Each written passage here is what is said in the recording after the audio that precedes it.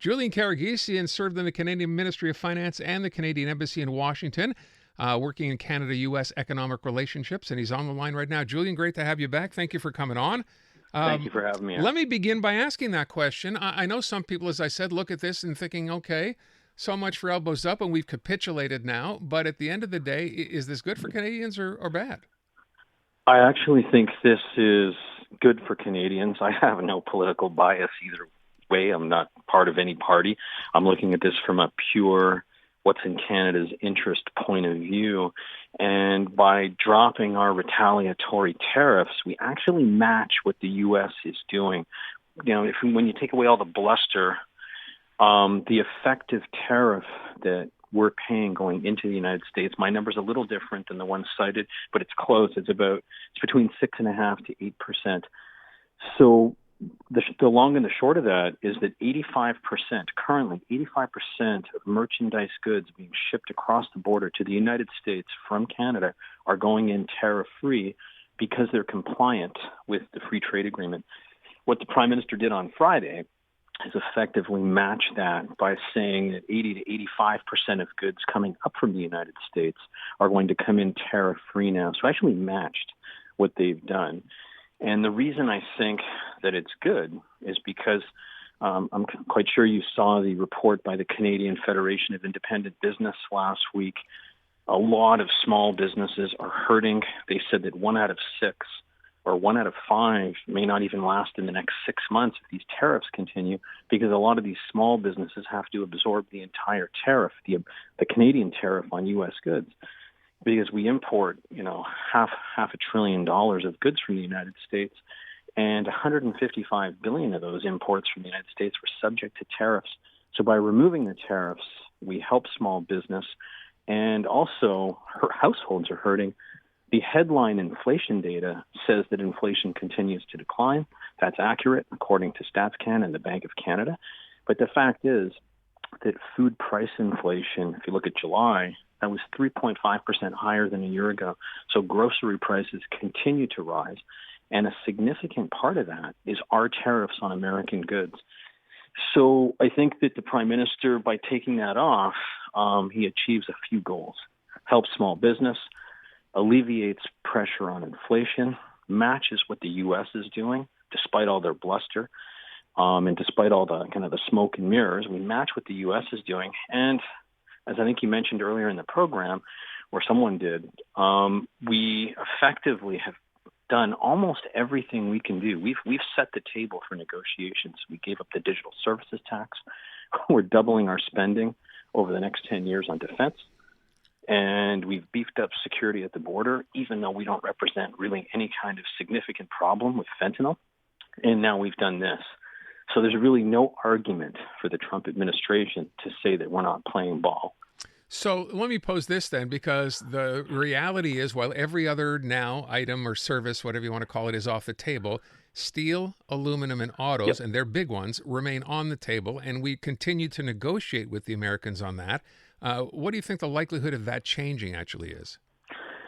Unfortunately, on that, I have a more somber outlook. I think that one thing that President Trump has been consistent on before he became president and since he became president the first time in 2016, 2017, the one thing he's been consistent on going back to the 1980s when he was commenting on economic policy is that he doesn't think that the U.S. automakers should produce cars anywhere but in the United States for the American market. So I think we face very difficult negotiations on automobiles. I just have a feeling that he wants to pull them out permanently. Steel, the United States makes steel. They used to have a large steel industry.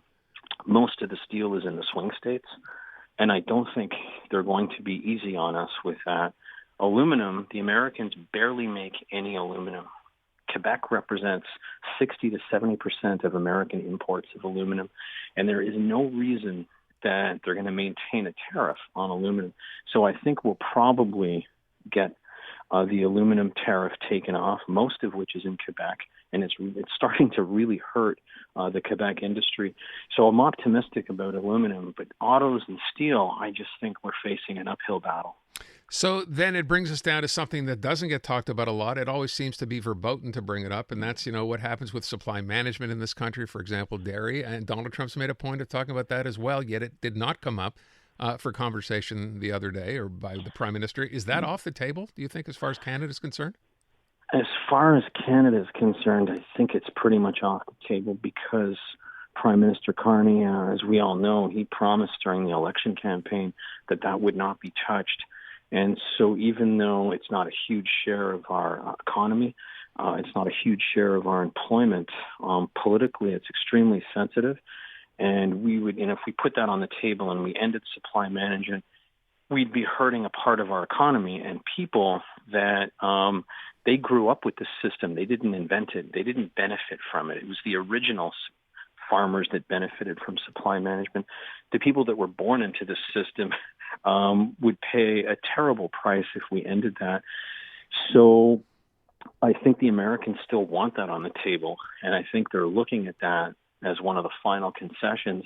I just don't see the Prime Minister giving that up. It would be politically very costly for him. Okay. I want to ask one last thing. Sure. We know the Prime Minister, of course, is on this big mission to Europe. He was in Ukraine yesterday, then Poland and Germany and Latvia.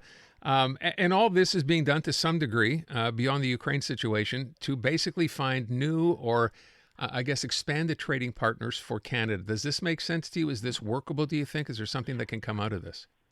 With respect to Europe, something can come out on defense spending and procurement, but in terms of expanding our export or diversifying our export markets, there's some room for Europe, but Europe has these border carbon adjustment taxes. They're scrutinizing imports based on how much carbon is in them. And they have a protected agricultural market, dairy markets, food markets. So it's going to be difficult to expand our exports in terms of food agricultural products. They're major auto producers. We're not going to be exporting automobiles to Europe. So I believe that the natural region of the world to expand or to diversify our exports is in the global south. It's with China, it's with India, it's with South America, Sub-Saharan Africa. 95% of the world's population, Aaron, lives outside of the United States. 3 out of every 4 people live in the global south, and 55% of the world economy is in the global south. It's a young area of the world. It's dynamic, and I think that's where we need to concentrate our efforts. So it's great. We can go to Europe. I'm sure we can expand our markets, our export markets somewhat, but I think the future of diversification lies in the global south. I would just ask one last thing. I do have to wrap up. You brought up China. We know that politically there's always that pushback against trying to do business with China. We know that China does not hesitate to push back when they feel Canada has wronged them. Is China really viable as a new trade partner, as a bigger trade partner? I do think so. If we can change the narrative about China and just take a business approach to exports and to international trade, they're a huge, they're 1/3 of global manufacturing. And we're sitting here on the second largest supply of natural resources and energy in the world after Russia. And Russia's not a viable partner for most countries. And so we have this natural trading relationship with countries like China, particularly China because it's so manufacturing oriented. They need everything that we have, and we need a lot of their manufactured goods. And we already do $100 billion of business. So I think we just need to change the story a little bit.